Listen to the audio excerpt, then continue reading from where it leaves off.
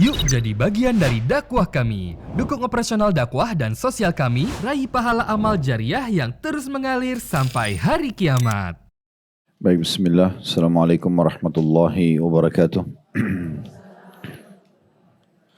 Alhamdulillah, tidak pernah berhenti lisan kita sebagai seorang muslim bersyukur dan berterima kasih kepada Allah Subhanahu wa taala atas semua nikmat yang selalu Allah berikan kepada kita dan kita bisa rasakan.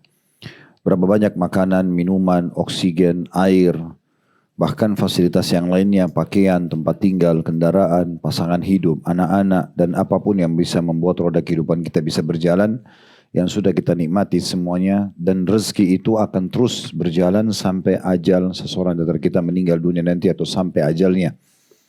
Sebagaimana dijelaskan dalam sebuah hadis, sesungguhnya rezeki itu akan mengejar seseorang sebagaimana ajal mengejarnya. Allah Subhanahu wa taala membolehkan kita menikmati selama halalan thayyibah, dibolehkan dan juga berkualitas serta juga kita mensyukurinya.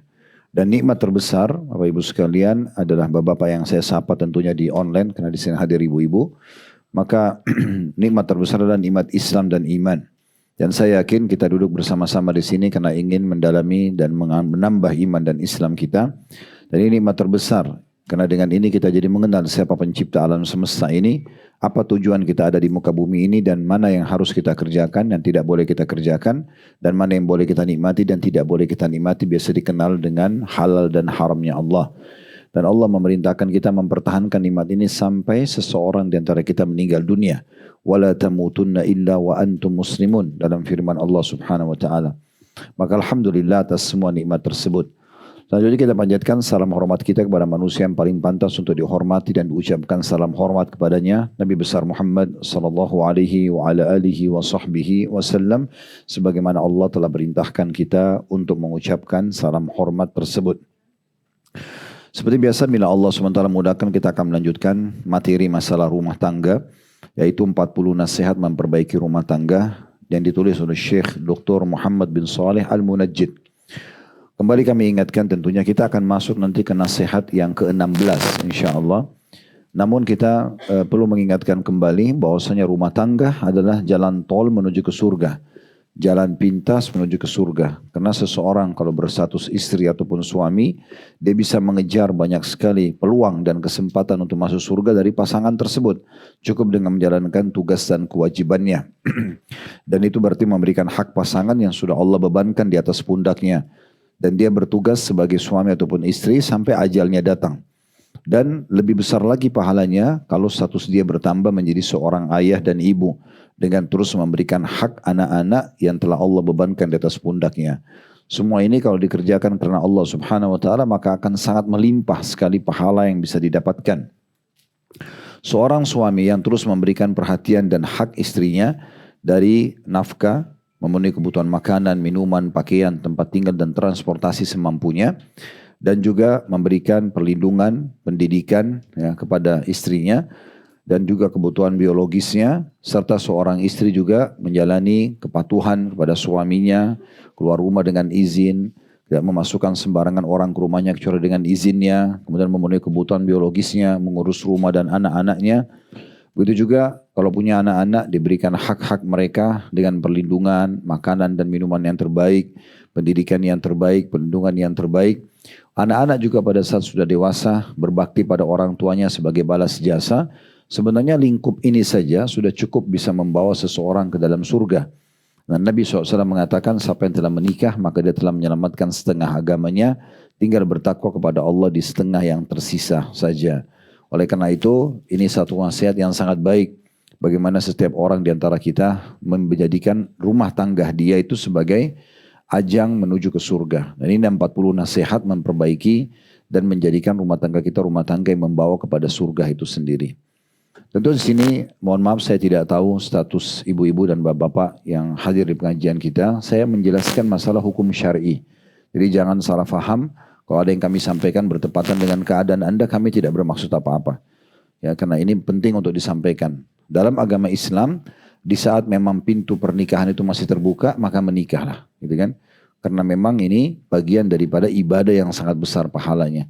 Bukan berarti seseorang trauma dengan satu pernikahan yang lalu, kemudian dia menutup diri, tidak membuka dirinya, melangkah, sementara masih banyak pintu-pintu yang bisa diraih dari orang-orang yang sesuai dengan kriteria agama. Yang penting Bapak Ibu cari pasangan yang sesuai yang diajarkan baginda Nabi Sallallahu Alaihi Wasallam. Untuk para wanita, mendahulukan akhlak dan agamanya calon suaminya. Untuk para laki-laki juga sama, mendahulukan agama istrinya. Maka semua ini akan membawa kepada kebahagiaan dan ketentraman rumah tangga. Gitu ya. Karena Nabi SAW membahasakan taribat siadak. Hidupmu pasti akan bahagia. Ya, karena membawa kepada atau dibawa kepada pasangan-pasangan yang baik ini. Dan kata Nabi SAW, arba'un minas sa'ada, 4 puncak daripada kebahagiaan seseorang. Disebutkan yang pertama adalah al-mar'atus salihah, istri yang salihah. Di sini tentu bagi ibu-ibu, suami juga yang saleh. Gitu ya. Kemudian wal maskanul wasi', tempat tinggal yang luas. Kemudian wal markabul hani, transportasi yang nyaman. Yang keempat wal jaru as-salih, dan tetangga yang baik atau lingkungan yang baik. Maka semua itu akan membawa kepada kebahagiaan. Oleh karena itu kita harusnya bisa memahami masalah ini. Bagi Anda yang sudah berumah tangga, maksimalkan pasangan Anda itu untuk meraih pahala dari mereka. Ibu-ibu terutama. Dalam Islam tidak ada namanya poliandri. Gak bisa Anda memiliki 2 orang suami. Karena kalau 2 orang suami, secara hukum, dua-duanya menumpahkan sperma, namun hamil. Lalu tidak tahu siapa ayahnya. Karena tidak jelas gitu ya. Dua-duanya menumpahkan, makanya tidak boleh menuangkan sperma di atas sperma saudara muslim. Sampai masa iddah, seorang wanita selesai kalaupun bercerai atau meninggal suaminya. Baru bisa dituangkan kembali yang baru gitu. Ini karena memang tidak bisa ada 2 sperma di dalam atau 2 laki-laki muslim dalam satu rahim. Berarti Anda hanya fokus kepada satu suami. Maka hati-hati jangan sampai merusak hubungan dengan satu orang ini. Kemas sebaik mungkin suami tersebut untuk meraih pahala surga dari dia. Dengan melayaninya karena Allah, menjalankan tugas Anda karena Allah. Maka ini akan menjadi ajang pahala yang luar biasa. Sampai kata Nabi SAW, istri manapun yang menjaga sholat 5 waktunya, gak disebutkan sholat sunnah di sini. Kalau ibu sholat sunnah berarti tambahan. Berpuasa Ramadannya, gak disebutkan puasa-puasa sunnahnya, dan melayani suaminya dengan baik, kecuali pada saat meninggal dia boleh masuk dari 8 pintu surga yang mana dia inginkan. Makanya syaitan selalu ingin merusak hubungan-hubungan tersebut hanya karena masalah-masalah kecil, ketersinggungan, atau hal-hal yang tidak diperlu sebenarnya untuk dibahas atau dibesar-besarkan. Bisa dibahas tapi mungkin bisa diselesaikan pada hari yang sama. Maka hal-hal yang seperti harus dijaga. Begitu juga seorang suami menjaga hubungan baik dengan istrinya yang sudah Allah halalkan buat dia untuk memenuhi kebutuhan biologisnya, untuk mengurus rumah dan anak-anaknya. Semua ini harusnya menjalin hubungan yang baik. Betapa indahnya rumah tangga itu kalau masing-masing dari suami istri mengejar surga dari pasangannya. Apalagi nih saya harus dapatkan pahala dari pasangan saya. Dari senyuman, dari sentuhan, dari pelayanan, dari hal-hal yang memang dibutuhkan dalam keseharian. Maka itu akan menjadi ajang pahala yang sangat besar. Nah nasihat-nasihat ini cukup banyak yang sudah kita pelajari. Sampai ke poin ke-15 ya. Kembali saya ingatkan kalau kita lihat di daftar isi buku kita. Nasihat pertama ya dalam membangun rumah tangga dalam memilih istri atau suami yang tepat. Kemudian yang kedua upaya membentuk atau memperbaiki istri, berbagai metode memperbaiki istri. Kalau memang ada yang perlu dikasih masukan di aspek atau nasihat yang ketiga di aspek keimanan di rumah, jadikan rumah sebagai tempat zikrullah, diisi dengan ibadah-ibadah. Nasihat keempat, jadikanlah rumahmu sebagai kiblat, maksudnya dipakai sholat rumah itu, jangan dibiarkan sama sekali tidak ada sholatnya. Dijadikan juga ibu-ibu lebih afdal sholat di rumah, supaya menghidupkan rumah tersebut. Ajak anak-anak untuk ikut sholat bersama, ajak asisten rumah tangga supaya berjamaah. Nasihat kelima, pendidikan keimanan untuk anggota keluarga, ini juga sudah dirincikan panjang lebar pada kesempatan yang lalu, pada kesempatannya waktu itu ya. Nasihat keenam, perhatian pada doa-doa yang disyariatkan dan sunnah-sunnah yang berkaitan dengan rumah. Seperti doa masuk rumah, doa keluar rumah. Ya, kemudian ada juga menggunakan siwak. Ada doa masuk kamar mandi, keluar kamar mandi, doa mau tidur, bangun tidur, doa biologis dan semuanya ini hal-hal yang harus diperhatikan. Ini sudah kita bahas di nasihat yang keenam. Nasihat ketujuh, rutin membaca surah Al-Baqarah di rumah untuk mengusir syaitan. Dan sudah kalian berikan masukan yang lebih afdal ibu-ibu dan bapak yang baca sendiri. Walaupun dicicil 286 ayat itu dicicil. Ya misalnya dalam sehari itu bisa beberapa kali dibaca gitu ya. Kalau bisa sekali baca bagus gitu ya. Kalau betul-betul tidak bisa maka minimal diputar tilawah surah Al-Baqarah di rumah. Walaupun kita lagi keluar gitu ya. Kemudian nasihat ke-8 sampai nasihat ke-12 masuk dalam ilmu agama di rumah. Nasihat ke-8 pengajaran anggota keluarga. Nasihat ke-9 buatlah perpustakaan di rumah. Supaya ada buku-buku yang selalu terlihat oleh mata. Buku agama yang membuat menarik untuk dibaca. Yang ke-10 perpustakaan kaset di rumah. Kalau kita sekarang mungkin lebih kepada media. Ya multimedia yang sudah ada sekarang atau medsos tepatnya di rumah selalu standby YouTube, Instagram yang bisa diputar setiap saat begitu masuk. Pertama setelah salam Anda bisa nyalakan cuplikan-cuplikan ceramah yang bisa menambah keimanan sambil aktivitas di rumah. Yang ke-11 mengundang orang-orang saleh ya ulama dan para penuntut ilmu ke rumah kita. Jadi jangan orang-orang yang ugal-ugalan maaf yang datang ke rumah yang datang membawa berita-berita yang tidak baik ya mengurangi iman kita atau bahkan mengundang kita berbuat maksiat. Kemudian yang ke-12 belajar hukum-hukum syariat tentang rumah ya. Tata cara penataannya, kebersihannya dan segala macam. Allah membuat kita sebagai orang-orang beriman dan manusia secara umum suka dengan bau wangi, bersih dan rapi. Dan Allah juga mengatakan, memerintahkan Nabi SAW mengatakan sesungguhnya malaikat terganggu dengan apa yang mengganggu kalian. Maksudnya malaikat pun tidak suka dengan bau busuk, tempat yang berantakan. Sebaliknya syaitan suka itu. Ya, jadi kalau runtuhan rumah yang tidak dihuni, orang biasa menganggap ada syaitannya itu bisa saja benar. Karena memang tempat-tempat yang kotor, yang jorok, tidak terawat itu tempat-tempat syaitan. Maka malaikat menyukai tempat-tempat yang wangi dan bersih. Syaitan tidak suka itu. Makanya dalam Islam ada mandi wajib, ada mandi sunnah, ada mandi yang mubah gitu ya, ada wudu, ada bersuci cebok dan segala macam ini menandakan memang kita harus menjaga semua itu. Nah ini belajar hukum-hukum syariat di rumah, termasuk bentuk kita sudah singgung waktu itu WC ya. Kalau WC rumah Bapak Ibu sekalian menghadap atau membelakangi kiblat harus dibongkar, diubah. Ya, jadi kalau misalnya kiblat ke sana, tidak boleh kita menghadap sana, tidak boleh juga kita membelakanginya, tapi harus lawan arah misalnya. Itu diantara adab-adab yang harus dipelajari di rumah gitu ya. Gak ada feng shui dalam Islam. Semua rumah penuh keberkahan. Yang penting dari uang yang halal gitu ya. Kemudian jauhi semua hal-hal yang berbau, hal yang berbahaya di rumah yang bisa mendatangkan syaitan, patung-patung ya. Ya apa-apa saja yang kira-kira yang dilarang. Dan saya pernah sarankan waktu itu kuat perkaya Bapak Ibu bisa beli buku judulnya Rumah-Rumah yang Tidak Dimasuki Oleh Malaikat. Mungkin buku itu sekitar 40 ribu, 50 ribu saja harganya. Ada sekitar 30-an lebih. Di situ dijelaskan rumah-rumah tidak dimasuki oleh malaikat. Bisa Anda baca, Anda terapkan di rumah insya Allah. Kemudian aspek sosial di rumah juga sudah kita bahas dari nasihat 13 sampai nasihat ke-20 ya. Tepatnya sebenarnya kita masih di sini sekarang. Aspek sosial di rumah.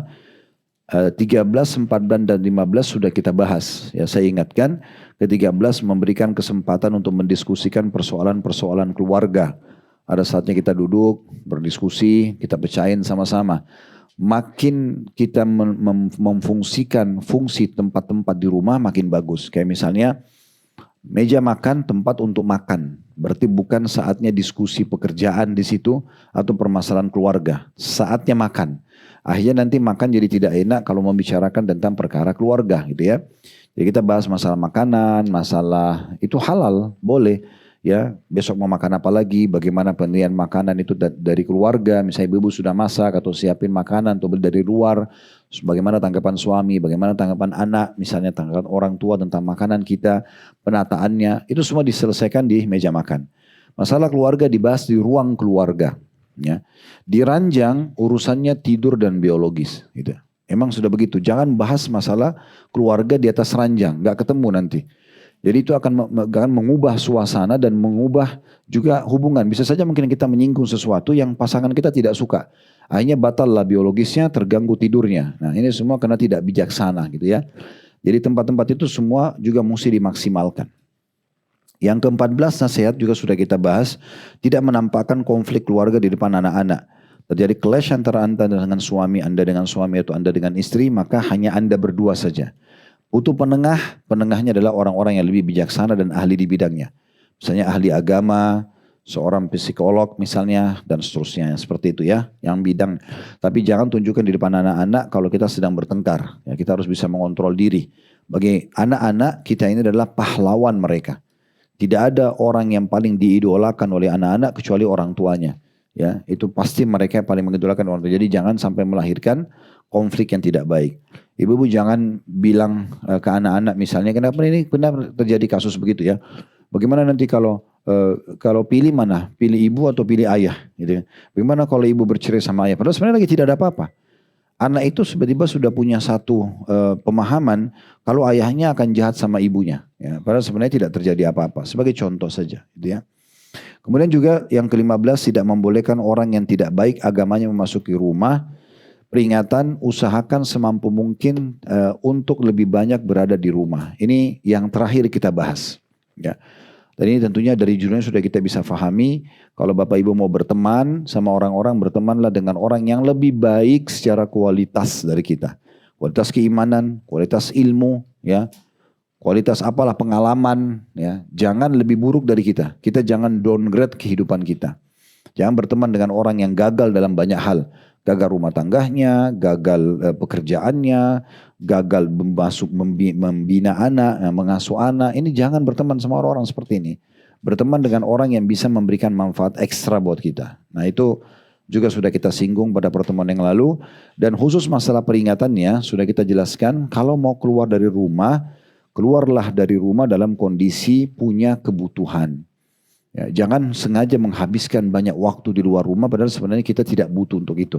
Akhirnya kita buat program-program baru yang membuang-buang waktu yang tidak ada manfaatnya. Ya, mungkin hari ini ibu dan bapak punya waktu kosong, belum tentu besok. Harusnya waktu kosong hari ini kita maksimalkan untuk kesibukan kita besok. Jadi besok itu kalaupun datang sudah lebih ringan karena tidak menumpuk. Bukan justru kita mencari kontak di handphone kita, siapa nih teman-teman lagi punya masalah. Lalu kita telepon satu-satu, kamu ada masalah apa? Curhat aja sama saya lagi kosong nih. Itu namanya melahirkan masalah baru. Untuk apa membawa permasalahan orang ke dalam kehidupan kita? Sementara masalah kita sendiri masih banyak. Kalau waktu lowong ada, gunakan maksimal untuk meringankan kalaupun ada pekerjaan di masa depan. Ada pekerjaan Bapak Ibu harus selesaikan minggu depan atau besok, dimajukan sekarang. Jadi besok lebih ringan, gitu ya. Atau Anda maksimalkan untuk menambah ilmu pengetahuan Anda, kesehatan Anda, ya, edukasi tentang pendidikan anak, bisnis kah, ada yang bermanfaat gitu ya. Daripada hanya omong kosong mendengarkan gosipnya orang, permasalahan orang, akhirnya kita masuk ke ranah rumah tangga orang lain, kita tidak tahu mungkin yang cerita sama kita ini dia salah tapi dia kemas supaya suaminya yang salah atau istrinya yang salah. Maka kita masuk ke bab ghibah, dapat dosa, ini masalah ya. Seperti itu kurang lebih. Sekarang kita akan masuk lebih kepada anak-anak. Di nasihat ke-16 ini ya. Teliti dalam mengamati anggota keluarga. Ini akan kita bahas di nasihat ke-16 di halaman 58. Saya bacakan dulu apa yang ditulis oleh penulis di sini di judul Teliti dalam mengamati anggota keluarga. Pertanyaan pertama oleh penulis karena dia fokus ke anak-anak, siapakah teman anak-anakmu? Nah, anak-anak Bapak Ibu sekalian, bukan tugas kita hanya melempar mereka ke satu lembaga pendidikan, maaf ya. Saya sudah daftarin, bagi saya ini Islamic boarding school, sudah oke, terkenal. Ya udah lepas tangan. Kita nggak tahu di sana kurikulumnya seperti apa, tenaga pendidiknya seperti apa, teman-temannya seperti apa, pergaulannya dan segala macam. Ini keliru. Yang benar adalah ada sinkronisasi, ada penyatuan persepsi, pemahaman dan juga visi dan misi antara kita, orang tua dengan wali sekolah ya. Jadi mereka mengupdate perkembangan anak kita di sekolah, kita juga mengupdate perkembangan anak kita di rumah. Nah itu baru bisa tuh, baru benar gitu ya. Karena banyak orang tua lepas anaknya, sudahlah yang penting dia sudah masuk di sekolah itu. Atau kadang-kadang dia marah-marah, ini sekolahnya mungkin gak bagus nih, kok anak saya gak baik? Padahal sebenarnya dia tidak ngawasin. Mungkin kurikulum sudah baik tapi belum tentu pergaulannya. Tidak ada salahnya kalau saya terapkan kepada anak-anak saya, walaupun saya tidak perlu tahu sebenarnya secara pribadi siapa teman-temannya. Tapi saya tanya, nak di kelas ada berapa orang? Dari yang masih kecil, TK pun saya sudah tanya sampai yang kuliah. Saya tanya, berapa orang di teman-teman di kelas? Oh ada 20 orang, 30 orang. Kalau yang masih TK misalnya. Kalau yang sudah di bangku kuliah sudah ada 40, 50 orang. Siapa saja namanya? Saya memang nggak perlu sebenarnya tahu secara individu. Tapi saya mau tahu, munculkan dalam diri mereka, kalau mereka tahu saya peduli dengan itu. Itu yang kita mau munculkan. Oh orang tua saya tanya ya siapa teman-teman saya. Itu sama dia lah. Nama teman saya si fulan, semua disebutin satu persatu. Dan ini juga melatih pikiran mereka untuk mengingat siapa saja temannya. Setelah saya tanyakan itu, diceritakan sama mereka, saya dengar. Setelah mereka sampaikan nama teman-teman, saya tanya, siapa di antara teman-teman itu yang paling baik? Menurut dia saja, menurut anak. Walaupun TK dia sudah bisa cerita.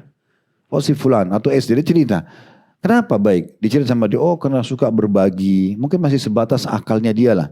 Dia suka berbagi. Oh ada juga anak saya pernah mengatakan, oh kalau guru kasih tugas dia kerjakan. Atau dia tidak pernah ganggu temannya di sekolah. Atau dia selalu tepat waktu datang. Apalah kebaikan itu Bapak Ibu pegangi sebagai sebuah poin plus. Oke, itu berarti baik ya nak. Jadi seperti orang itu misalnya ya. Dan berteman sama dia. Tidak ada salahnya kita tanya, siapa di antara teman-teman di situ yang buruk menurut kamu? Oh si fulan, kenapa? Suka ganggu orang, suka tidur di kelas, suka ini dan itu misalnya. Oke, jangan jadi seperti dia ya. Nah seperti itu kita bisa membahasakan ya. Nah cara kita hadir dalam hidup anak-anak ini penting ya. Jadi jangan nanti cuma seperti pemadam kebakaran yang kalau sudah terjadi kebakaran baru ribut serenenya gitu ya. Padahal sebenarnya kita sendiri yang menjadi penyebab dari kebakaran itu tadinya. Karena membiarkan sembarangan dia bergaul, kita tidak pernah tahu dia tonton apa. Anda punya hak sebagai orang tua mengetahui handphone tersebut dan tidak boleh ada rahasia kalau perlu dari anak kita, gitu kan? Jangan mengatakan itu privasinya dia. Ini bukan masalah privasi, Anda bertanggung jawab depan Allah. Anda hadir dalam kehidupan anak-anak sebagai sahabatnya, sebagai orang tuanya, sebagai tempat dia berdiskusi, itu memang harus orang tua seperti itu. Jadi hanya anak-anak tidak pernah merasa khawatir untuk menceritakan apapun masalahnya. Walaupun berat di mata Anda, tetap saja kita tanggapi dengan tenang. Ya, misalnya ada temannya yang suka dia dan Anda tahu itu bisa mengarah kepada hal yang negatif. Anda tidak perlu marah dengan anak tersebut. Kita duduk baik-baik dan kita berikan edukasi yang tepat. Kalau pergaulan bebas itu tidak baik karena ini dan ini misalnya. Efeknya akan seperti ini. Kita jelaskan hal-hal negatifnya yang bisa berbahaya buat dia. Dan bagaimana kalau dia tidak melakukan hubungan itu, maka akan berefek pada hal-hal yang baik. Nanti Allah juga datangkan pasangan yang baik untuk mereka. Dan itu saya tanamkan pada anak-anak. Walaupun sejak dini kita sudah membahasakan dan itu mungkin belum terlalu dibutuhkan, tapi kita sudah bisa membahasakan. Jadi mengetahui siapa teman anak-anak penting. Dan di saat ibu-ibu dan bapak bisa juga punya kontak orang tua teman-teman anak itu penting. Ya, sehingga Anda bisa komunikasi dengan orang tuanya. Di saat anak itu misalnya suka ngerjain anak kita di sekolah. Jadi bukan hanya sekedar sekolah kita laporin, tapi kita bisa komunikasikan dengan orang tua daripada anak tersebut. Kalau kita juga butuh bantuan pihak sekolah juga bisa terlibat sehingga permasalahan itu tidak berlarut-larut. Nah, seperti itu kurang lebih. Pertanyaan kedua, apakah mereka telah bertemu denganmu atau engkau mencari tahu tentang mereka? Di sini maksudnya lebih kepada bertemu enggak sih? Ya, kepada atau bertemu dengan teman-teman.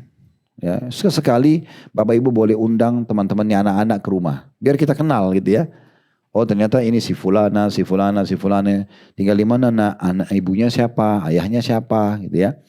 Kita undang mereka datang, kita dengarin. Dari situ kita bisa baca karakter-karakter mereka gitu ya. Seperti apa. Dan kita sambil mendidik mereka. Biasanya kalau kita siapkan fasilitas kayak makanan, kita siapin kenyamanan buat anak-anak dan teman-temannya, maka mereka juga akan nyaman menerima perintah dari kita. Kayak misalnya kita kalau waktu sholat dulu, nah yuk sholat rame-rame berjamaah. Makan ayo baca bismillah jangan lupa ya, nah gitu ya. Ini kalau ada kerja kelompok kerja di sini aja ya. Nanti kalau tanya anaknya butuh apa, butuh tambahan guru ekstra, kita bisa panggil ya, kita bayarin misalnya. Jadi kita terlibat dengan anak dan juga teman-temannya. Itu yang dimaksud sini. Apakah mereka telah bertemu dengan Anda, teman-temannya anak ya, atau Anda sudah mencari tahu tentang mereka, tentang orang tuanya, tentang namanya dan seterusnya. Pertanyaan ketiga, apa yang ada di dalam laci dan tas mereka, di bawah bantal, kasur dan apa yang mereka rahasiakan, maksudnya kepada anak-anak. Usahakan kita ini hadir sebagai orang tua.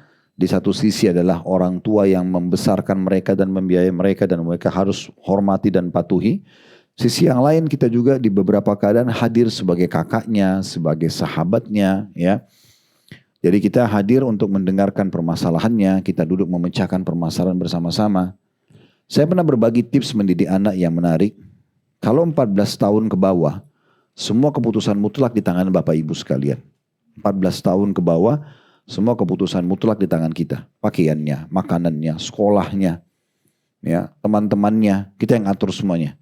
Cari sekolah yang Bapak Ibu sudah tahu jaraknya, kurikulumnya, biayanya, segala macam Ibu lebih tahu dan Bapak lebih tahu. Jangan kasih anak itu yang memilih di umur di bawah 14 tahun. 5-6 tahun cari TK, 7 tahun, 6 tahun, 7 tahun sampai 12 SD misalnya.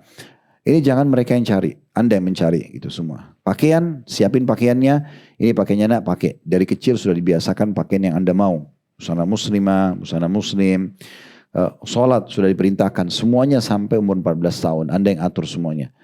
14 tahun baru terbuka pintu Anda untuk bisa mengajak mereka diskusi. Sedikit akalnya sudah bisa diajak diskusi. Di bawah ini tidak bisa diajak diskusi, belum bisa. Karena mereka hanya lebih kepada hal-hal yang terlihat depan mata, visual saja. Kalau mereka suka lihat tontonan sebuah model atau model baju tertentu, kalau Anda tanya mau pakai baju apa, yang dia tangkap yang di visual mata dia tadi, maka itulah yang dia minta. Baju princess lah, baju inilah, baju itulah misalnya, karena dia tidak faham. Tetapi Anda lebih faham ya apa yang Anda harus kasih pakaian kepada anak-anak. Sebagai contoh misalnya. Jadi usahakan tidak ada rahasia, Anda tahu semuanya. Terutama kalau Anda bisa hadir satu sisi sebagai orang tua, satu sisi sebagai sahabat dia ya. Jadi apapun yang anak-anak sampaikan kita tampung lalu kita menjelaskan kepada mereka sesuai dengan pengetahuan dan ilmu kita. Selanjutnya pertanyaan, kemana anak gadismu pergi dan dengan siapa? Nah ini juga bagian pertanyaan yang perlu digarisbawahi. Kalau sudah gadis, sudah balik, biasanya 14 tahun ke atas, nah harus ditahu kemana dan sama siapa dia pergi. Dan kita harus membiasakan agar memberikan edukasi yang baik. Ingat kalau mereka sudah di luar rumah, Bapak Ibu sekalian sudah mulai mengenal alam luar, berarti kita punya saingan di anak kita itu sendiri. Tergantung Bapak Ibu mau berlepas diri, dia diambil oleh lingkungan luar rumahnya, sehingga rusak semuanya, atau Anda tetap menjadi orang yang bisa mengalahkan lingkungan luar yang sudah dia kenal dan akhirnya dia tetap mendahulukan Anda. Ini tergantung Anda mau atau tidak gitu ya.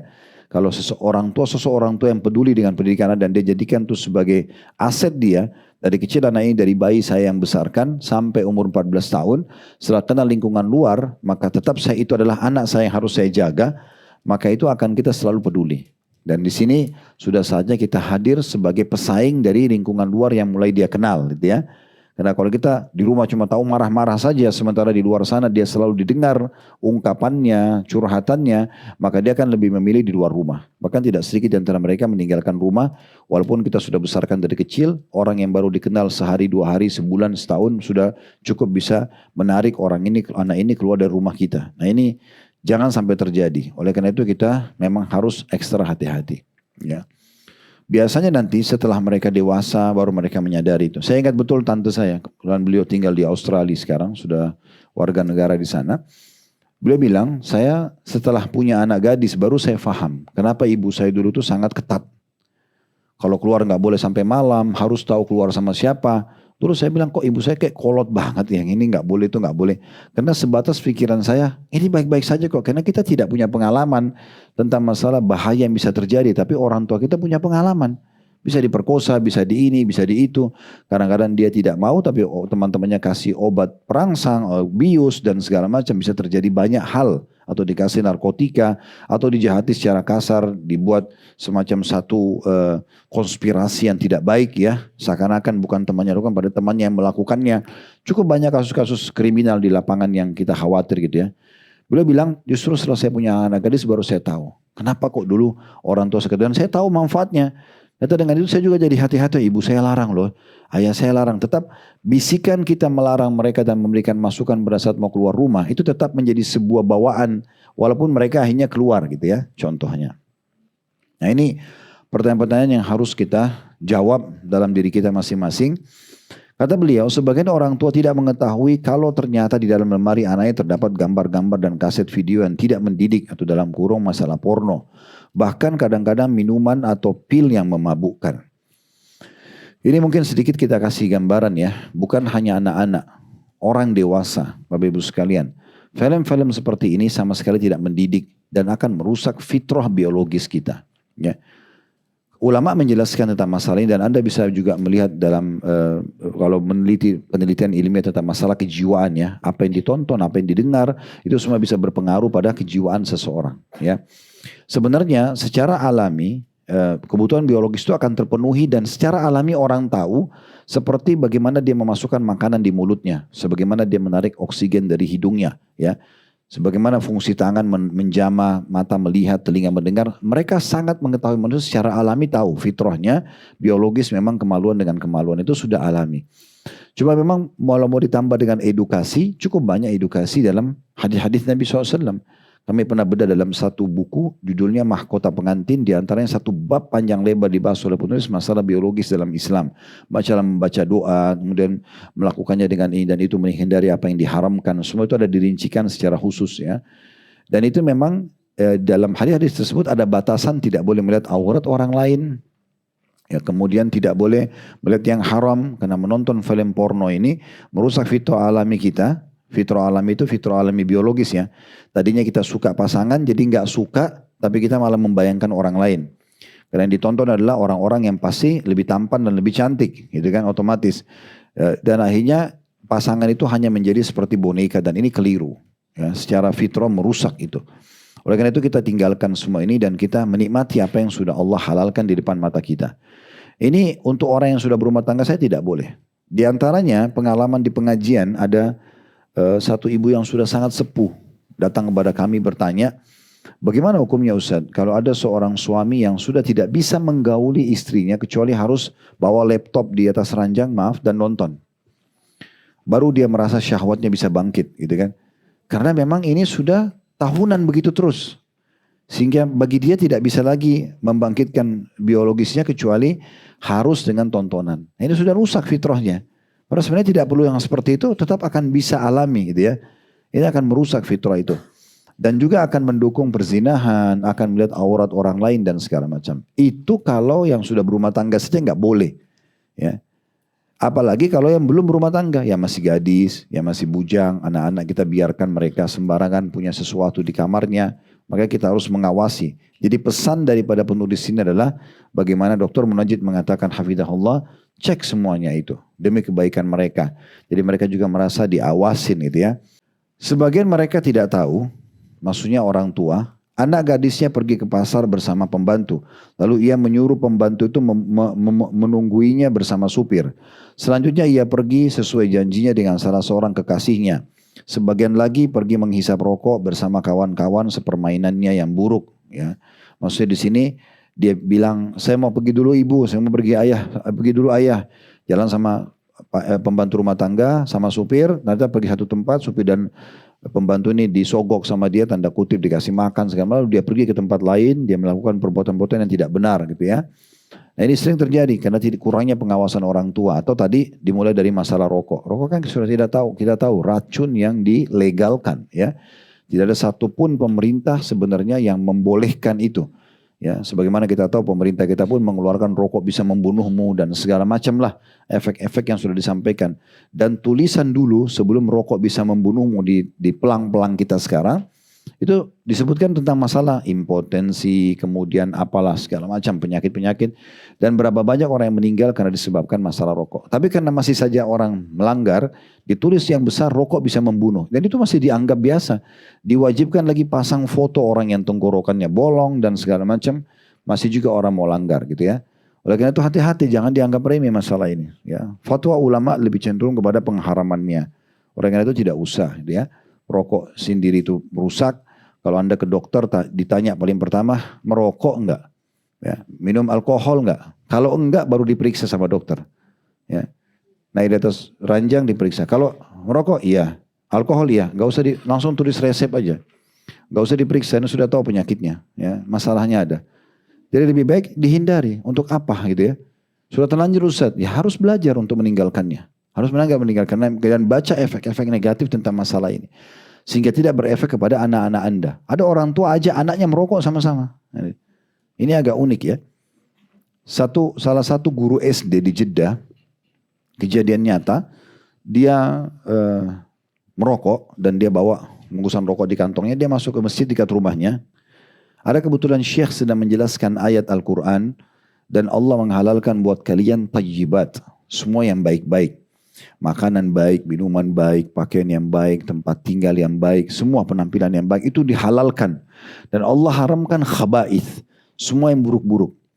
Nah, salah satu contoh yang disampaikan oleh syekhnya adalah buruknya rokok itu.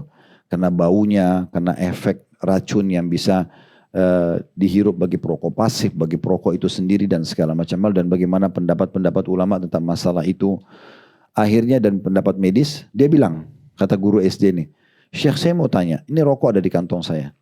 Saya sudah sekian tahun merokok, saya nggak pernah merasa ada efek negatifnya. Saya oke-oke saja kok, gitu kan. Saya sehat dan saya segala macam gitu. Dari mana Anda mengatakan ini buruk?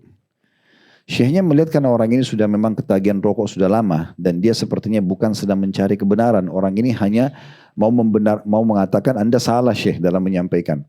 Buktinya saya tidak apa-apa kok, gitu ya.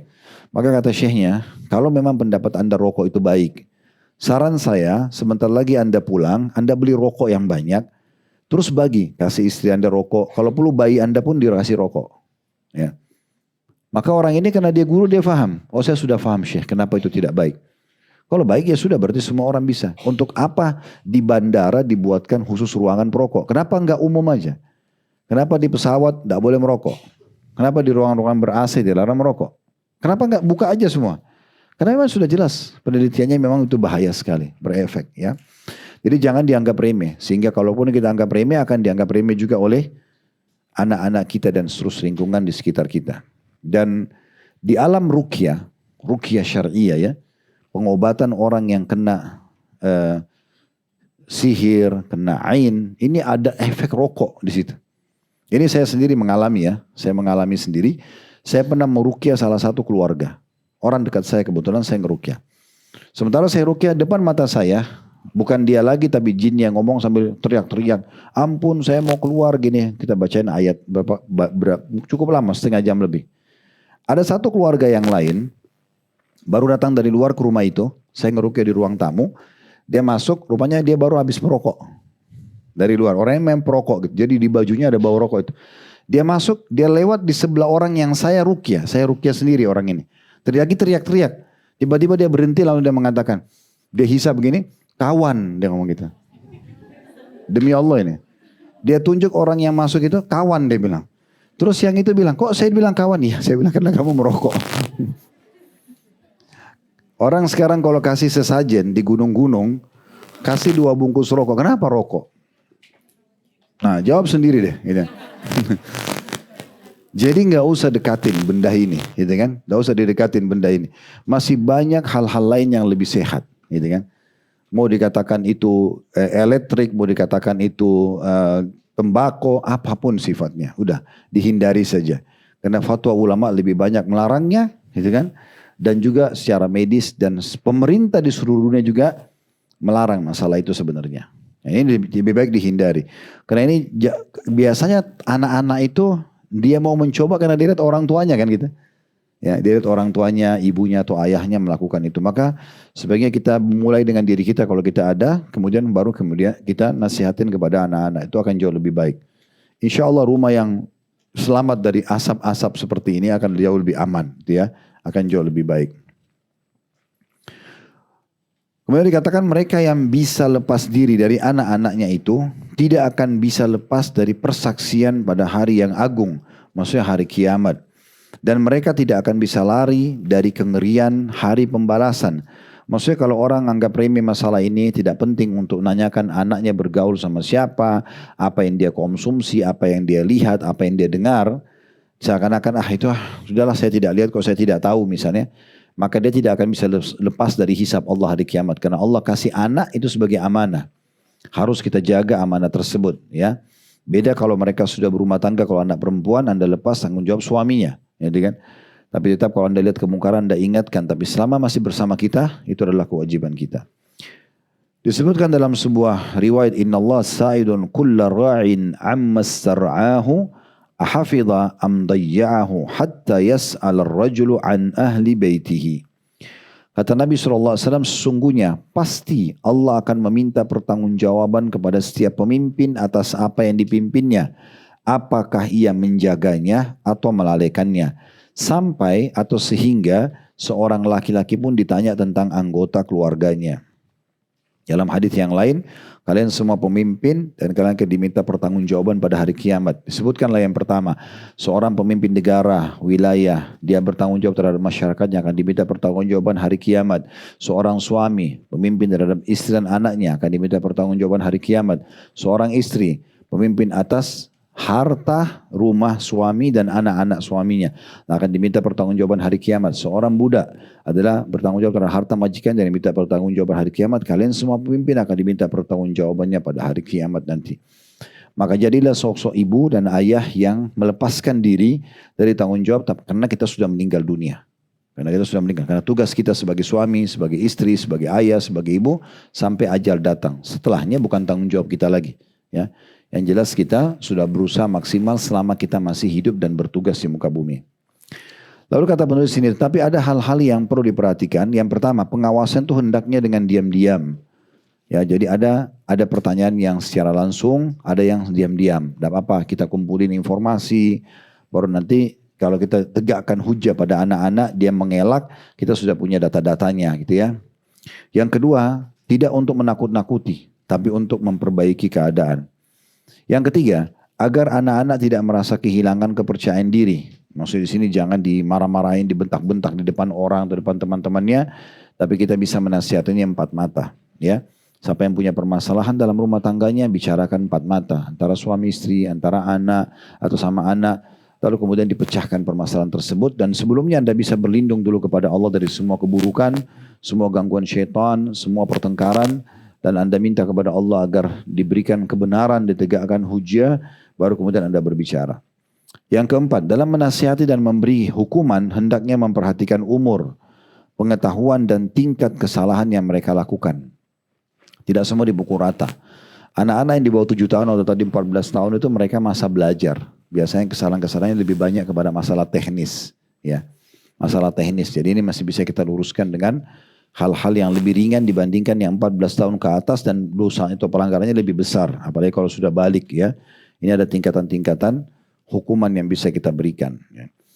Kemudian yang kelima, hindarilah dari melakukan penelitian mendalam yang berdampak negatif, ya. Dalam arti kata, kalau Anda sudah tahu informasi secara global, sudah cukup, ya.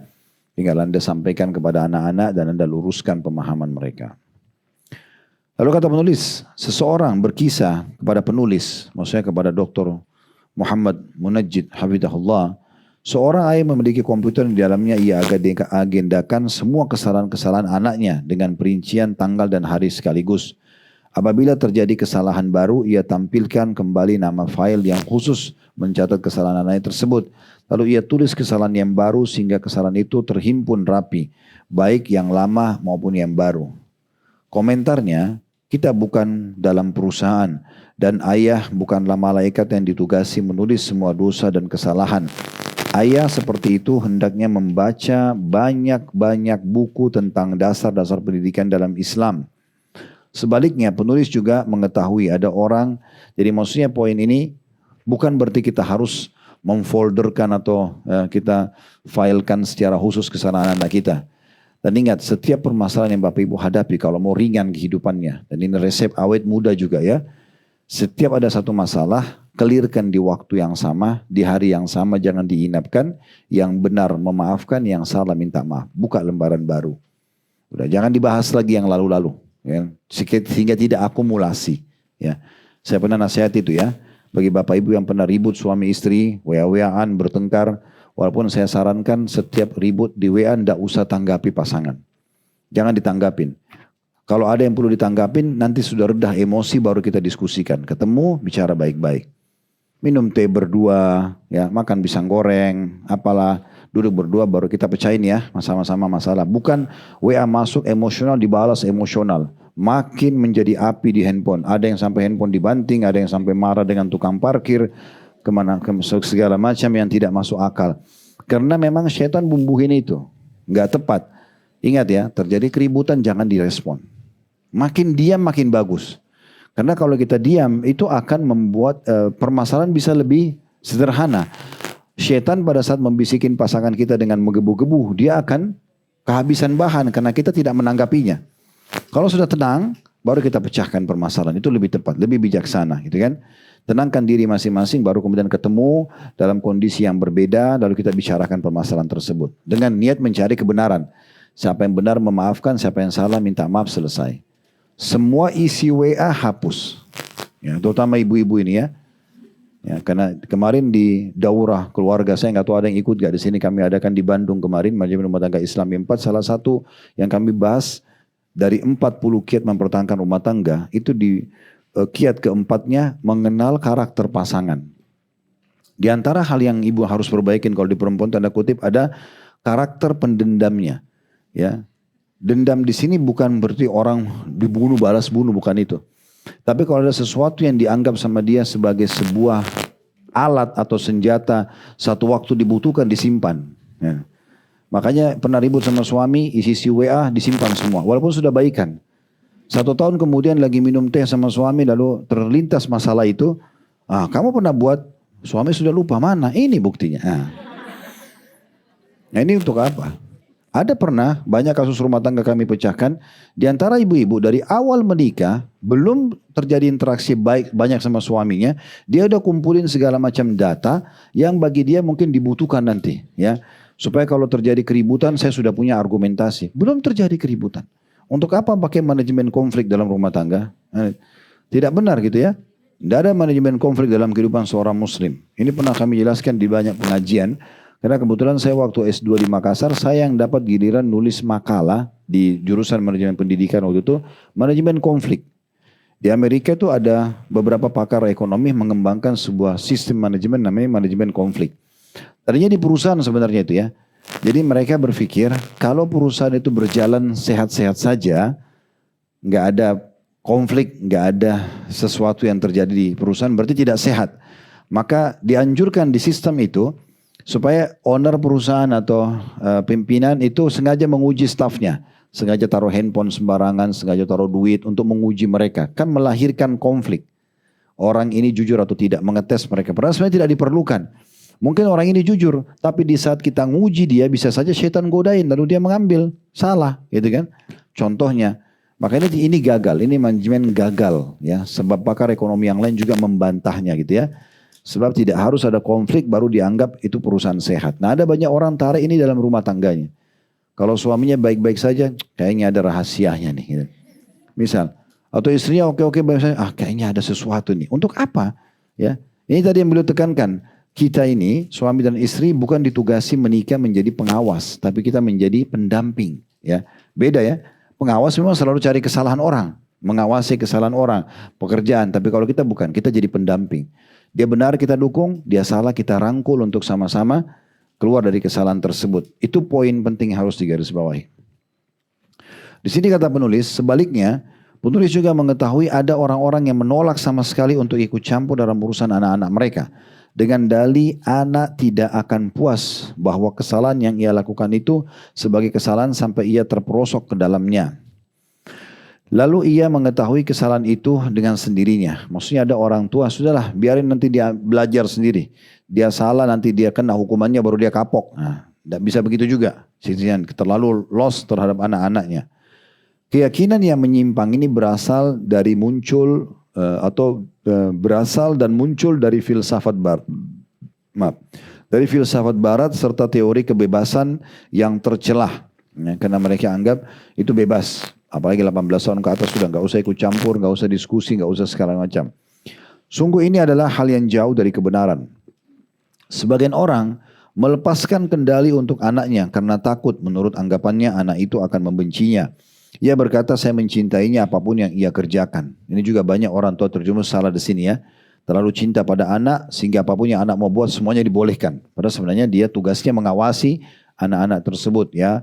Bagaimana dia merasa ini adalah tanggung jawab dia. Beda kalau tadi pasangan suami istri bukan pengawas. Tapi kalau orang tua pada anak, ini memang sebagai pengawasnya anak-anak tersebut. Memang dia yang mengatur dan mengontrol semua yang berhubungan dengan anak-anak tersebut.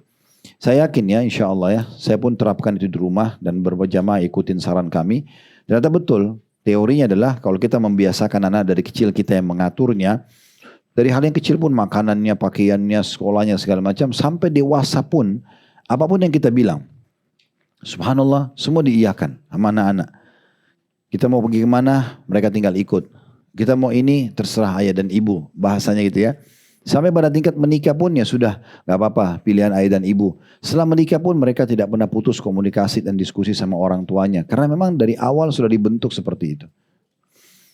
Sebagian lain melepaskan kendali anaknya sebagai bentuk penolakan terhadap pendidikan ketat dan keras yang ia alami dari ayahnya dahulu. Dalam kurung kakek si anak. Ia menganggap bahwa anaknya harus ia perlakukan sebaliknya secara persis. Misalnya dulu ayahnya si kakek anak cucu ini tegas sama anaknya dia. Berarti ayahnya si anak ini. Ya kan gitu. Sekarang si ayah ini dulu ayah saya terlalu keras. Saya sekarang mau beda sekali. Harus 100% berbeda, saya harus lembut dan lost control dengan anak saya. Terserah mereka mau buat apa. Nah, ini juga keliru. Sebagian lain ada juga yang sampai pada tingkat kebodohan yang sangat rendah. Hingga mengatakan, biarkanlah putri-putri kita menikmati masa remajanya seperti yang mereka kehendaki. Mau hamil di luar nikah, mau gonta-ganti pacar, mau coba narkotika, mau apa saja terserah. Ya, ini keliru. Berikan batasan-batasan waktu masuk dan keluar rumah, berikan batasan pakaian, berikan batasan pergaulan, ya, kontrol masalah uang yang diberikan, gitu ya. Dan selama Anda masih memberikan kebutuhan kepada anak-anak, itu adalah power terkuat Anda sekarang. Kalau ada yang bertanya misalnya, Ustaz, ada anak saya susah sekali mau dengar, Ustaz. Saya tinggal balik biasa bertanya, Bapak Ibu masih memenuhi kebutuhannya? Masih iya. Oke, tahan kebutuhan itu, ambil fasilitasnya kecuali dia patuh. Itu senjata terkuat orang tua sekarang untuk bisa ambil kendaraannya. Tidak boleh pakai kendaraan mobil, motor, ya, nggak boleh pakai handphone, nggak ada masalah sebagai hukuman. Kecuali sudah patuh, baru diberikan kembali atau dihubungkan dengan prestasi tertentu. Dan sangat baik normal kalau mereka mau apa-apa hubungkan dengan prestasi. Prestasi menyumbang hafalan surah Al-Quran, prestasi menutup aurat, prestasi di sekolah misalnya. Nah, kita hubungkan dengan itu baru kita berikan permintaan-permintaan mereka.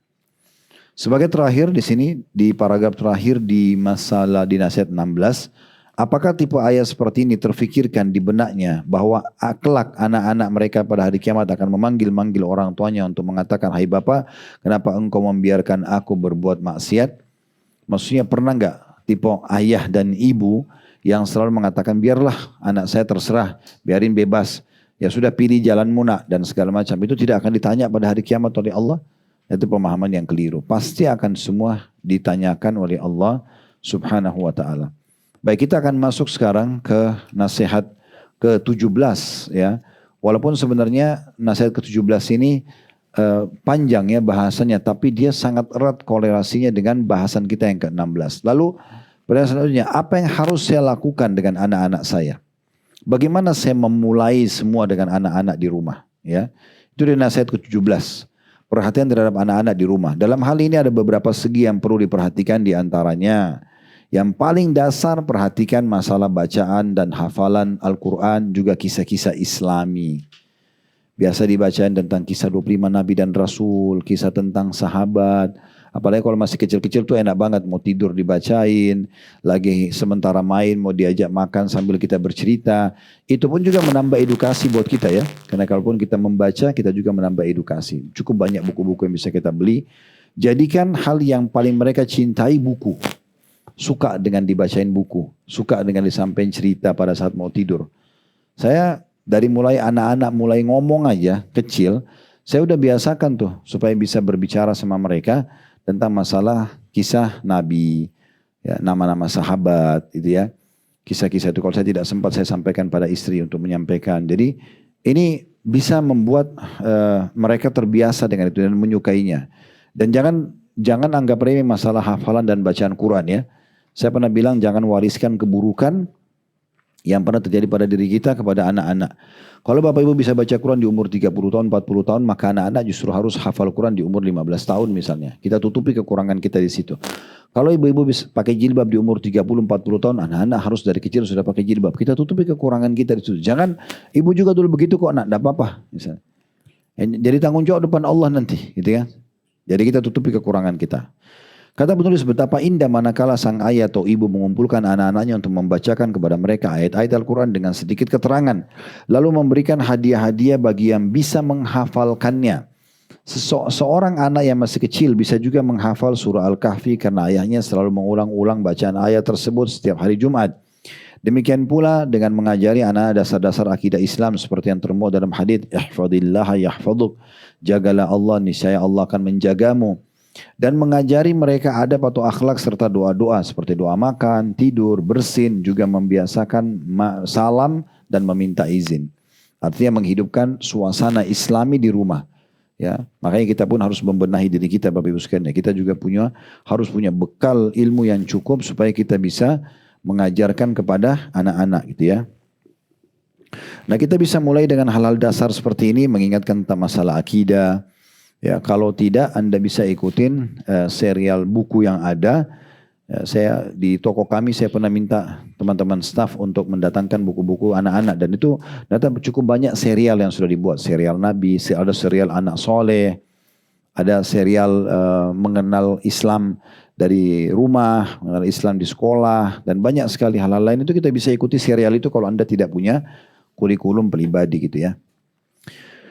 Kemudian juga di rumah daripada ditempelkan hal-hal yang tidak bermanfaat di dinding bisa doa-doa ya yang dibingkai sehingga mereka hafal doa mau tidur, doa bangun tidur ya dan segala macam hal ini perlu kita ingatkan. Termasuk yang amat menarik dan berpengaruh besar terhadap anak-anak adalah dengan menceritakan dan memperdengarkan kepada mereka kisah-kisah Islami. Di antara kisah-kisah itu adalah kisah Nabi Nuh alaihissalam dan banjir topan. Kisah Nabi Ibrahim alaihissalam dalam menghancurkan patung-patung lalu melemparkan Nabi Ibrahim alaihissalam ke dalam api. Lalu maksudnya Namrud ya, melemparkan Nabi Ibrahim alaihissalam ke dalam api. Kisah Nabi Musa dan selamatnya dari Fir'aun dan yang kemudian ia tenggelam dalam lautan.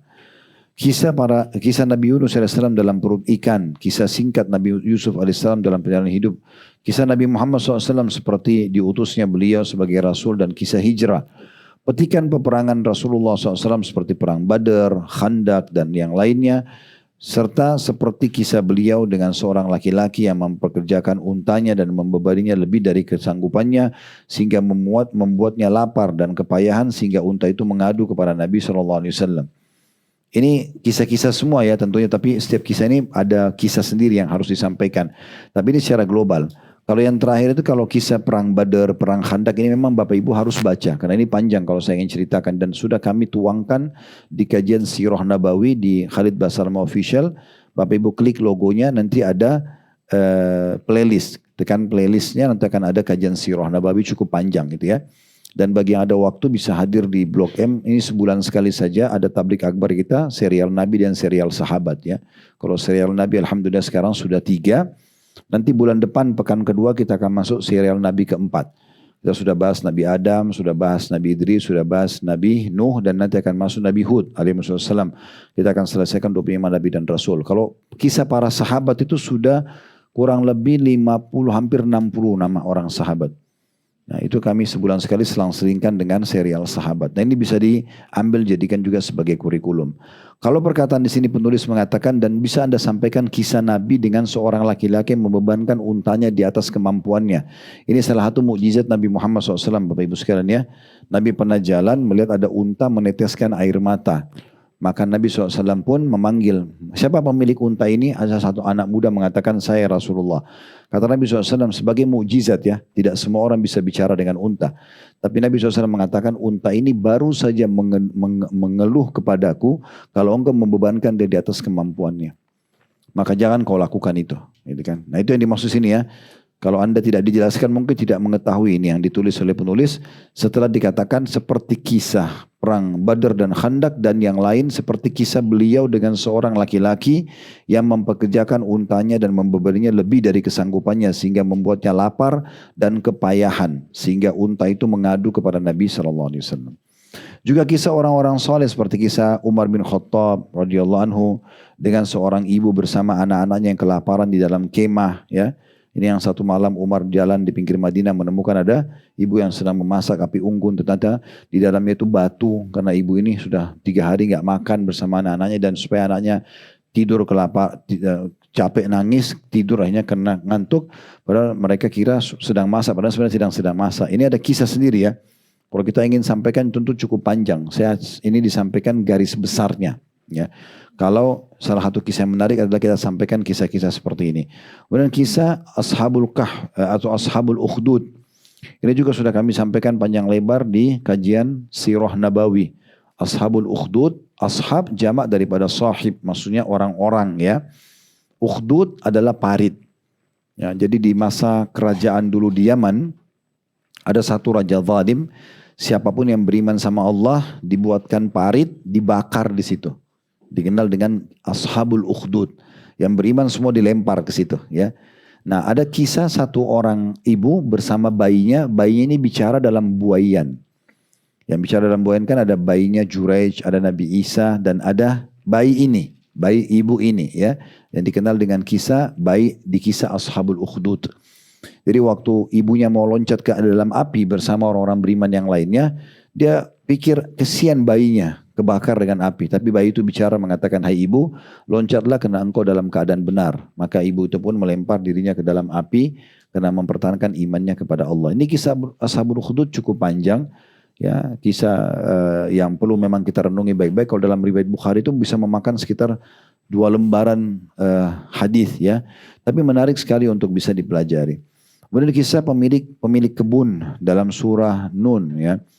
Dan 3 orang yang bersekap di dalam gua dan atau sebagainya. Ini pemilik kebun ini ada 3 orang bersaudara, punya kebun-kebun yang suka panen banyak dan keberkahan ada karena mereka suka bersedekah ya. Tapi ternyata satu waktu mereka sepakat untuk tidak lagi memberikan orang miskin ya.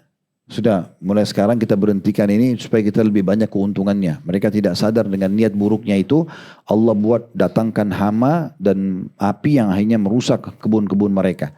Sehingga mereka tidak bisa lagi panen, akhirnya mereka merasa bersalah. Itu disebutkan dalam surah Nun. Ya.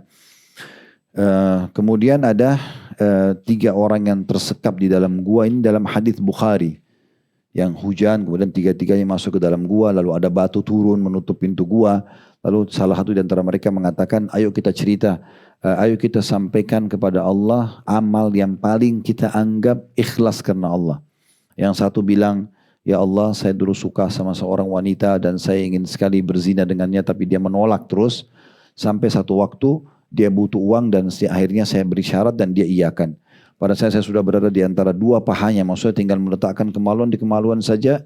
Perempuan itu sudah pasrah, dia mengatakan, perempuan itu bilang, bertakwalah kepada Allah, jangan kamu letakkan cincin kecuali pada tempatnya. Maka saya tinggalkan wanita tersebut dan saya halalkan uang yang tadinya untuk berzina itu. Ya, saya kasih saja. Kalau itu ikhlas karenamu, keluarkan kami, maka batunya pecah. Yang satu karena bakti sama orang tuanya. Setiap hari pulang dari peternakan bawa susu, kemudian membuat orang tuanya minum. Tapi satu waktu dia pulang, orang tuanya sudah tidur. Dia nggak mau bangunin sampai pagi. Ya. Nah karena itu pas pagi bangun lalu diberikan minum susu orang tuanya, tapi tanpa dia bilang, saya dari semalam tunggu loh ayah ibu. Maka kalau itu ikhlas ya Allah, keluarkan kami dari gua ini, lalu pecah lagi batunya. Yang ketiga orang yang punya pekerja yang tidak menerima gajinya beberapa 1 bulan, gaji harusnya diterima upahnya, kemudian pergi pegawai itu. Lalu diambil inisiatif si pemilik ke peternakan ini beli 2 ekor ternak jantan dan betina lalu dikembangbiakkan sampai menjadi 1 lembah. Sekian tahun kemudian pemilik uang mantan stafnya itu datang lalu bertanya, mengatakan, wahai Tuan, Anda bertakwa kepada Allah karena Anda tahu saya punya hak beberapa tahun lalu belum saya ambil. Maka saya pun berkata, apa kau lihat lembah itu? Kata orang itu, pegawai tadi, mantan pegawai mengatakan, iya. Itu adalah uang kamu yang saya kembangkan, ambillah. Lalu pegawai itu mantan pegawai itu mengambil semua 1 lembah, ya Allah, tidak ditinggalkan 1 ekor pun buat saya. Kalau itu ikhlas karenamu, keluarkan kami. Maka keluarlah mereka dengan batu itu pecah. Artinya ini bab tawasul dengan amal saleh. Ini juga bagus disampaikan sebagai kisah. Semua hal di atas hendaknya diringkas dan disederhanakan dengan beberapa komentar dan pengambilan ibrah atau pelajaran. Kita tidak membutuhkan cerita-cerita yang bermacam-macam yang menyimpang dari akidah dan penuh khurafat atau kebohongan atau yang menakutkan ataupun horor sehingga merusak jiwa anak karena mewariskan rasa takut dan pengecut. Yang kedua, hati-hati terhadap keluarnya anak-anak bersama teman jalanan yang semaunya. Nah ini tadi kan berhubungan sekali dengan nasihat ke-16 ya. Makanya saya sengaja bacakan karena ini berhubungan sekali. Jadi selain kita sibukkan anak-anak dengan membaca Al-Quran dan kisah-kisah Islami, kita juga mengontrol sama siapa mereka keluar. Jam berapa mereka keluar, jam berapa mereka harus kembali. Itu wajar. Akibatnya anak-anak akan pulang ke rumah dengan membawa ucapan dan akhlak yang tercelah kalau kita tidak mengontrol berteman sama siapa di luar sana. Sebaiknya teman-teman mereka dipilih dari anak-anak kerabat dan tetangga lalu mereka dipanggil ke rumah sehingga bermain di dalam rumah. Jadi panggil teman-teman yang kira-kira menurut ibu cocok buat anak-anaknya ibu dan bapak sekalian. Lalu kita jadikan persahabatan di antara mereka. Ya, mungkin dengan silaturahim keluarga kita undang makan atau mungkin teman-teman yang kita tahu anak-anaknya baik-baik ya kemudian kita pertemukan tentunya sesama jenis ya laki-laki sama laki-laki dan perempuan dengan perempuan. Yang ketiga, perhatian terhadap mainan anak-anak yang menghibur dan mendidik. Sekarang banyak orang tua supaya tidak diganggu aktivitasnya, kasih handphone, anaknya bebas nonton apa saja. Ini keliru. Harus kita sudah siapkan di handphone itu apa saja yang harus atau yang boleh, yang Anda siapkan, yang boleh mereka nonton dan mana yang tidak boleh mereka nonton. Ya. Hendaknya disediakan ruangan untuk anak-anak bermain, baik juga jika ada lemari khusus, sehingga anak-anak bisa menertibkan mainan mereka di dalam lemari tersebut. Hendaknya dihindari beberapa permainan yang bertentangan dengan syariat, seperti alat-alat musik yang bertanda gambar salib, atau permainan-permainan dadu, atau yang sejenisnya tentunya ya.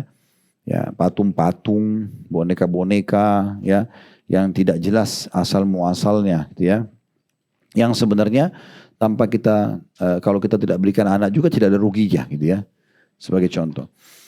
Akan lebih baik jika dipenuhi sarana yang menunjang keterampilan bagi anak-anak remaja seperti petukangan, elektronika, mekanika dan beberapa permainan games atau komputer yang dibolehkan. Tetapi dalam hal ini jadi seperti game-game yang oke ada edukasinya di handphone pun tidak masalah. Ya, yang melatih otak dan segala macam selama tidak berlebihan maka tidak masalah. Kita mengingatkan bahaya program komputer yang bisa menampilkan gambar wanita-wanita perusak, juga permainan di dalamnya terdapat gambar salib atau simbol-simbol agama lain ya. Bahkan sebagian mengatakan salah satu game komputer berbentuk permainan judi ya. Demikian juga ada game yang menampilkan 4 gadis di layar monitor. Orang yang memainkan game itu harus memilih salah satu di antara 4 gambar tersebut yang kesemuanya hampir mirip. Jika menang dalam game itu pemain akan diberi pertanda hadiah dengan keluarnya gadis yang paling seronok dan porno, naudzubillah. Nah ini sebagai contoh biasanya ya. Sehingga ini semua harus kita hindarkan anak-anak ya. Tentu caranya kita tarik fasilitas kalau mereka tidak mau dengar. Itu hak kita sebagai orang tua. Sampai dia mau mengikuti apa yang kita instruksikan. Kalau teman-temannya main, kita harus tahu teman-teman itu bawa permainan apa ke rumah ya. Mereka bisa tonton apa, kita tanya, kamu nonton apa nak? Nonton ini. Kita berikan nasihat temannya itu. Supaya baik buat dia, juga tidak berefek negatif buat anak-anak kita. Tinggal 2 poin tersisa. Yang keempat, memisahkan tidur anak laki-laki dengan anak perempuan.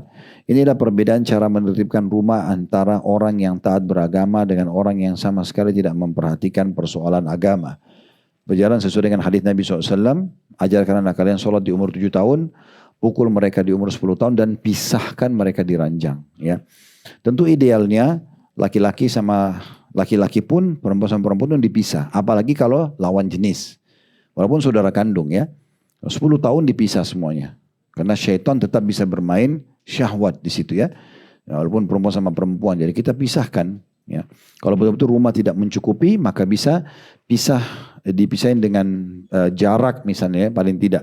Kalau Allah mudahan ada rezeki rumah luas, alhamdulillah bisa masing-masing di kamar berbeda-beda gitu ya. Sayangnya ini kadang-kadang di kehidupan orang barat justru dari kecil sudah mereka terapkan.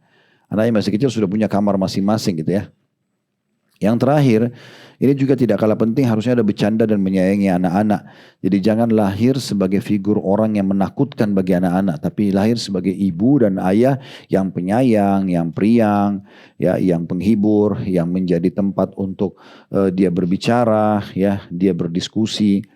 Rasulullah SAW mencandai anak-anak, mengusap kepala mereka dan memanggil mereka dengan penuh kasih sayang dan kelembutan. Rasulullah SAW memberikan oleh-oleh pertama kali kepada anak-anak yang paling kecil. Terkadang sebagian dari anak-anak itu menaiki Rasulullah SAW. Jadi Nabi itu kalau datang dari luar kota, Bapak Ibu sekalian, karena disukanya sama anak-anak, Itu sampai ada yang gelantungan di paha kanan Nabi, paha kiri. Kemudian ada yang gelantungan di pundak kanan, di tangan lengan kanan, lengan kiri dan pundak beliau. Dan di depan dada beliau. Kalau sudah penuh sekali, sudah anak-anak nggak bisa lagi, Nabi bilang pada para sahabat, bantulah saya untuk menggendong mereka. Jadi saking sayangnya dengan anak-anak tersebut. Memang biasanya orang itu yang sayang sama anak-anak itu kelihatan ya. Biasanya anak-anak tidak dikenal pun tiba-tiba merapat sama dia. Karena memang ada instingnya anak-anak itu kalau ini orang-orang yang dekat ya sama anak-anak. Jadi memang anak itu harus dibuat dekat sama kita dan suka gitu ya. Anda kalau setiap pulang ke rumah dirinduin sama anak-anak, mereka malah kejar, mereka malah duduk, itu maka bagus. Kalau Anda setiap masuk rumah anak-anak sudah langsung diam semua ya. Atau kalau Anda pergi mereka gembira, berarti Anda bukan orang tua yang baik. Ya. Di bawah ini ada dua contoh canda Rasulullah SAW kepada Hasan dan Husain. Dari hadis Abu Hurairah anhu bahwasanya Rasulullah SAW bersabda, anna Rasulullah SAW la yudli'u lisanahu lil Hasan ibn Ali, fayara as-sabiyyu humrata lisanihi, fayabhashu lahu. Bahwa Rasulullah SAW menjulurkan lidahnya kepada Hasan bin Ali. Sehingga anak itu melihat merah lidah beliau lalu tertawa karenanya. Dan dari Ya'la bin Murrah ia berkata, kharajna ma'an Nabi SAW wa du'ina ila ta'am fa idha Husain yal'abu fi at-tariq fa asra'a an-Nabi sallallahu alaihi wasallam amama al-qaum thumma basata yadayhi fa ja'ala al-gulamu yafirru ha huna wa ha huna ويضاحكه النبي صلى الله عليه وسلم حتى أخذه فجعل إحدى يديه تحت ذنكه والأخرى في فأس رأسه فقبله. Kami keluar bersama Nabi SAW lalu kami diundang untuk makan. Tiba-tiba Husain sedang bermain di jalan, maka Rasulullah SAW segera menghampirinya di hadapan banyak orang. Beliau membentangkan kedua tangannya, lalu anak itu lari ke sana kemari, dan Nabi SAW mencandainya agar tertawa sampai beliau berhasil memegangnya. Lalu beliau meletakkan salah satu tangannya di bawah dagu anak tersebut, dan yang lain di tengah-tengah kepalanya, kemudian Rasulullah SAW menciumnya. Pembahasan dalam hal ini sangat panjang, mudah-mudahan penulis berkesempatan membahasnya secara tersendiri dalam buku lain insya-Allah. Tapi di sini poin kelima adalah bagaimana seseorang memang masuk ke alam anak itu dengan penuh kasih sayang ya. Biasanya anak-anak yang terus saja baik sama orang tuanya, terutama di masa-masa tua orang tuanya, karena memang orang tuanya pada saat anak itu kecil punya efek ya. Selalu sayang pada anak-anak, maka anak-anak pun sayang pada saat mereka di masa tua. Nah itu efek-efeknya memang seperti itu. Dan bagaimana Anda bermuamalah dengan anak-anak Anda, maka begitu juga nanti anak-anak Anda akan mereka pun akan bermuamalah dengan anak-anaknya lagi dan begitu seterusnya. Dan bagaimana Anda bermuamalah dengan orang tua Anda, Allah juga akan buat anak-anak Anda bermuamalah dengan Anda. Anda bakti sama orang tua Anda baik, Allah akan kasih anak-anak yang bakti pada Anda. Anda baik pada anak-anak Anda, Allah akan buat anak-anak ini akan baik pada anak-anaknya dan seterusnya. Semua itu adalah efek-efek positif daripada pendidikan yang baik. Allahu a'lam. Ada benar dari Allah, silakan diambil dan diamalkan. Kalau salah dari saya mohon dimaafkan dan saya istighfar kepada Allah Subhanahu wa taala. Subhanakallahumma bihamdika asyhadu an la ilaha illa anta astaghfiruka wa atubu ilaik. Wassalamualaikum warahmatullahi wabarakatuh.